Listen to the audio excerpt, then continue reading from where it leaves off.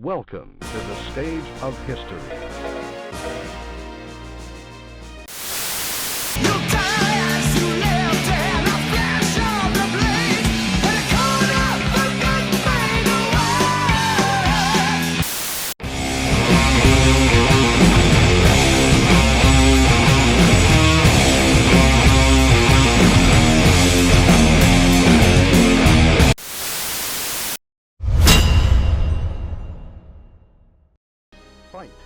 And what I noticed even in that industry was I had finally embraced the fact that I wanted to write, that I wanted to tell stories, and I realized that it wasn't always something that was left to people demographically like myself. Is that, there weren't a lot of mentors that I could look to. There weren't a lot of people ahead of me, and I started to realize there's no path forward unless I kind of make it myself.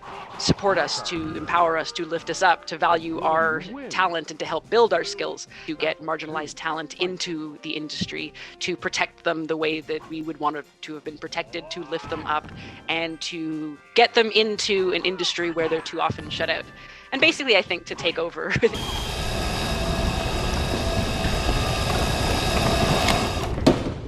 How about new?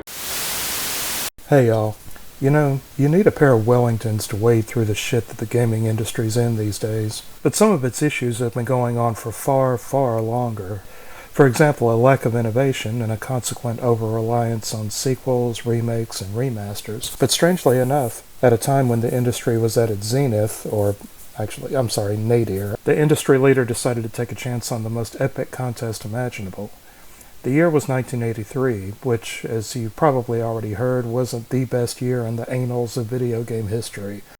The company was Atari, and, as though Atari hadn't already blazed enough trails in the industry, they launched the Swordquest contest with a whopping $150,000 worth of gorgeous prizes. The series consisted of 4 games: Earthworld, Fireworld, Waterworld, and Airworld, or at least that's what was planned. Each game was basically a puzzle platformer in a fantasy setting.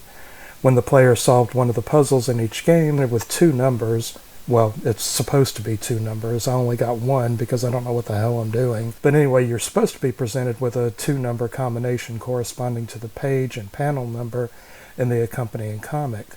Oh, did I not mention that? Yeah, every game came packed with a mini-comic relating the story of the games, written by Roy Thomas and Jerry Conway, with art by the late great George Perez.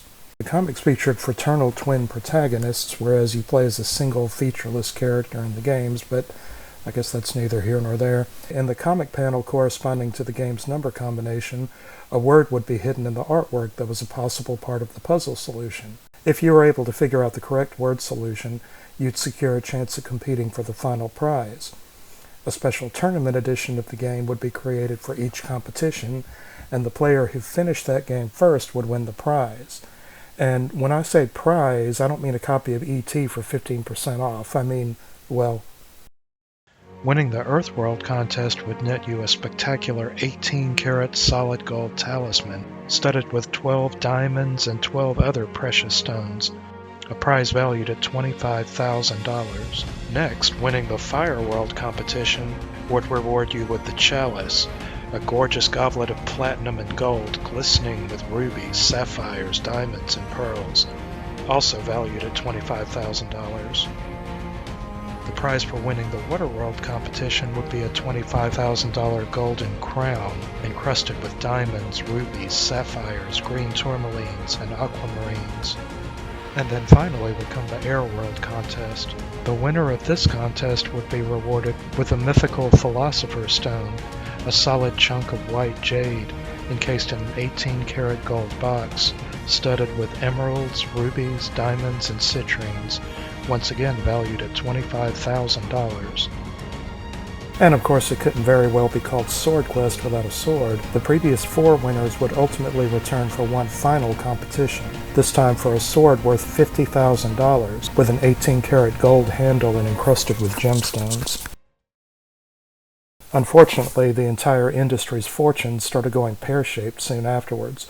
So only the first 2 game releases and contests proceeded more or less according to plan. The third game, Waterworld, was only released to Atari Club members because the company was doing its best to fulfill its legal obligations while frantically trying to sweep the whole thing under the rug at the same time. It's still not clear whether or not the Waterworld crown was ever actually awarded, or if the winner was given a cash consolation prize instead. Everything else seems to have been thrown into Mount Doom to try to ease the financial bloodbath going on at Atari at the time. So what about the actual games? Well, as you can probably see from some of my gameplay footage here, they're about as much fun as filling out a contest entry. When you think of games with strong puzzle elements, you may think of something like Portal or Mario vs. Donkey Kong, where you can logically deduce the solution to each puzzle by observing environmental clues along with the game mechanics. None of that here, though.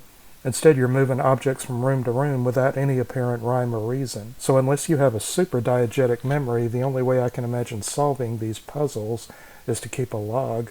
Wow, what fun. Now, they do try to break up the monotony with challenge rooms that proudly display Atari's lack of graphic designers. What is... Well, if nothing else, the games are appealing to those who play games for reasons other than fun, like collectors, for example.